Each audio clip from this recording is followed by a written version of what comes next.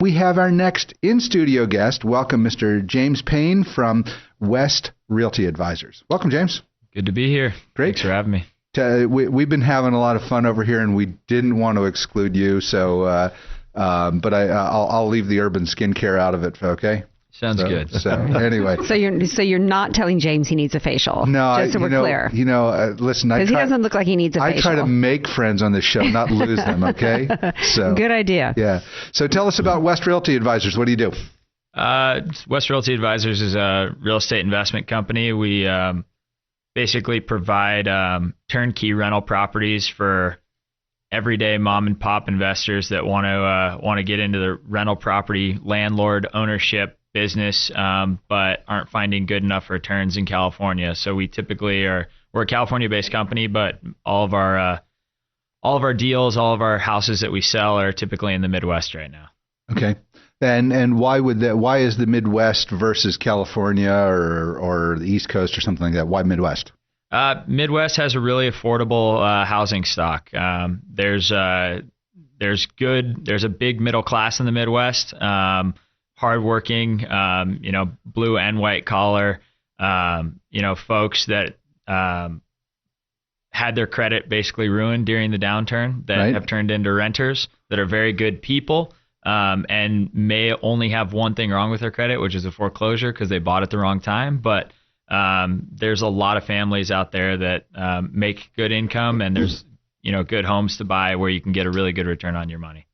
Great. So when you say a good return on your money, you gave me an idea what the numbers look like back in the green room. Is that something we can share on here? Yeah. So I mean, typically in Chicago is one of our main markets. For example, we're selling our investors' homes for about $150,000 that typically rent for about $1,500 a month, which if you were to buy that all cash, that's somewhere between an 8 and a 10% return, depending on a few factors. And if you get a normal loan, you're in the mid-teens. So, well, that's a good return for a collateralized investment. So yeah, it's a great return. It's not 100% hands off. Home ownership and being a landlord isn't 100% hands off. But if you're willing to do a little bit of the work involved in that, then we don't see a lot else out there that's better right now. Well, I'm really surprised that it's that affordable in Chicago and that area. So Chicago's a very, very big area, and there's the suburban sprawl is huge. So in the greater Chicagoland area, as it's called, you've got about 60 miles from the city center that stretches all of Chicago. So we're mostly buying in the suburbs, not specifically in the city of Chicago. We do have some neighborhoods in the city, but mostly the suburbs on the south and west sides of Chicago. Yeah, well, and who wants to live in downtown Chicago anyway? So, well, I'm a person. I would imagine downtown Chicago would probably be okay, but a lot of the surrounding areas around downtown's got to be tough. Yeah, away from the shoreline, that's for sure. Mm-hmm. Yeah. So you're listening to Close Up on San Diego Business here on KCBQ, streaming live at AM1170theanswer.com. Give us a tweet at CloseUpSD. Email me at barry@closeupsandiego.com or find our page on Facebook. We want to hear from you. I'm your host, Barry Waxler, here with Andrea Kay, Urban Miaris, and our guest is Mr. James Paine from West Realty Advisors. So, one of the things that we talked about beforehand is, how to leverage your money. And one of the things I was taught early in my career is nobody ever gets wealthy by saving money. You get wealthy by leveraging the money you save. So you guys have really created this marvelous platform to leverage your money. Correct? Yeah, no, absolutely. Okay, and you work not only with let's call it the turnkey investment of somebody that wants to buy the home, but also with investors that want to get involved with helping to buy and renovate these properties. So, I don't think we talked a lot about that. Walk us through the process of what you do when you find these properties before you turn them over. Sure. So typically we're buying properties directly from banks. If you ever watch the news during the winter, you always see Chicago and some of the other areas, and it'll say minus 27, and with the wind chill, it's minus 50. And you're like, how do people live there? But it's very, very cold. So during the winter, these houses are vacant. When that happens, the pipes explode and the house floods, and it goes from a very nice house to $70,000 worth of damage overnight. So we're buying these houses after that's happened to them typically.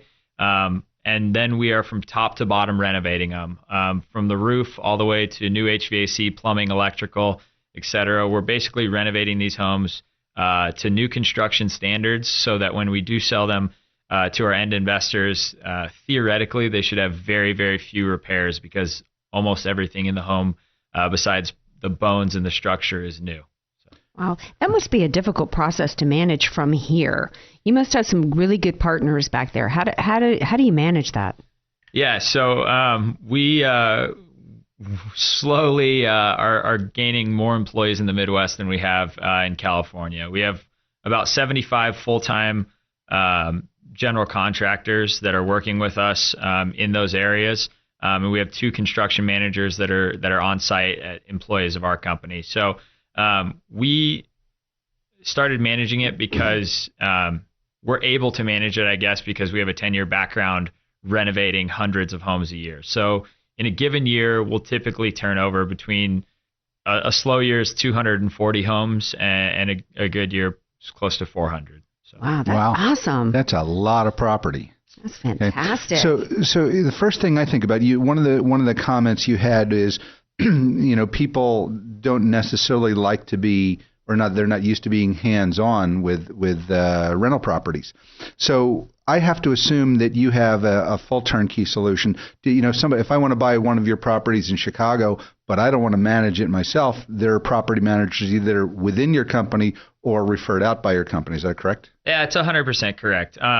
So all the properties that we sell to our investors already have a property manager in place. It's not our company. It's a local company that was started by two great gals that used to work for the Housing Authority for Illinois that manage all of our properties.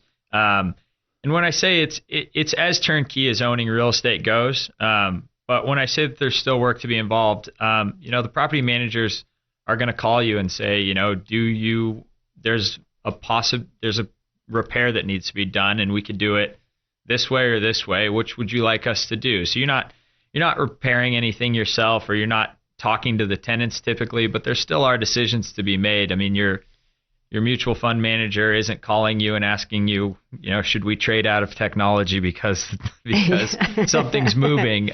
So it is somewhat of a passive investment, but there are decisions that have to be made still. Mm-hmm. Interesting. So what got you involved in this business? I started off at 18 years old. I came home to my dad and said, "Hey, Dad, I got a job waiting tables." And he said, "Why would you do that? You want to be a surf bum? You should be a real estate agent. They don't work very hard and they make tons of money." So there's a few other. So that was 2004 that he said that. So right. Given the time frame, that was a reasonable thought to look at realtors and say they don't work hard and make a lot of money. So I got my real estate license, started selling houses for banks, started doing a lot of volume, and realized that I wasn't adding value to the community, in my opinion. I was acting more of a necessary middleman, and there's nothing wrong with that, but it's just a lot different feeling when you take a house that's dilapidated in a pretty good neighborhood and you completely turn that house around, how happy the neighbors are with you. And in some of these areas, we only buy in about 7 towns of about 10 to 50,000 people in the suburbs of Chicago. We really feel like we're transforming the communities. I mean, we're taking homes built in the 60s and making them look like they were built yesterday. Mm-hmm. So we really feel like we're adding tremendous value, not just to our investors on their capital, but also to the community. So it's just a little bit, that's the feeling I needed. First few years, being a real estate broker was no problem. But now I just personally feel, and the people at my company feel like, having that little bit more to come to work for is allows you to work harder. Yeah, well, today Chicago, tomorrow Detroit. No, I don't think it's going there, right? No. So, well, I'll tell you one thing that I look at when I look at your business model is most people get into the real estate business and they want to make the largest amount of money they can in the shortest period of time that they can, and it ends up affecting the project. You look like somebody, and correct me where I'm wrong, you look like you have a company that builds on volume of projects, and you put a lot of care and time and quality into each project before you push it out there. It's not a fast service that you do. Yeah, no. So that's 100% correct. I'm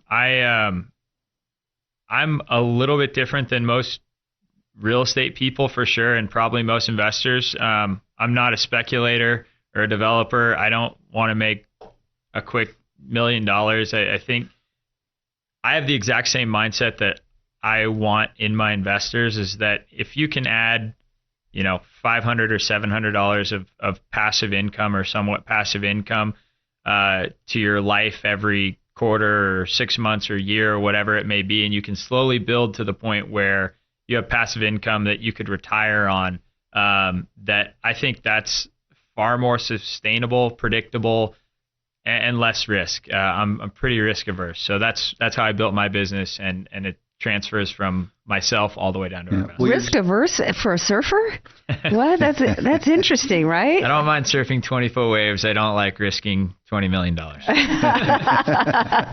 A very, very wise analogy. So, it's an interesting business, and I love what you do. I think this is great. I think there are a lot of things that can certainly, a lot of people we can refer over to you on different things. So anyway, it looks like we're running short on time. Tell our listeners how they can find out more about you. Our website, westrealtyadvisors.com, is probably the best way to check us out. Again, that's westrealtyadvisors.com. We've got all our contact info's on there, and you can look at some case studies of what we've done. Great. Well, I appreciate you being with us. I think we have a ton of connections we can collaborate on. I look forward to getting together with you next week. Great. Sounds good. Thank you very much. Thanks for being here. This is Close Up on San Diego Business here on KCBQ, streaming live at AM1170theanswer.com. Send us a tweet at CloseUpSD or just find our page on Facebook. You can always email me at barry@closeupsandiego.com. Let me know what you think. I'm your host, Barry Waxler. We'll be right back after a word from our sponsors.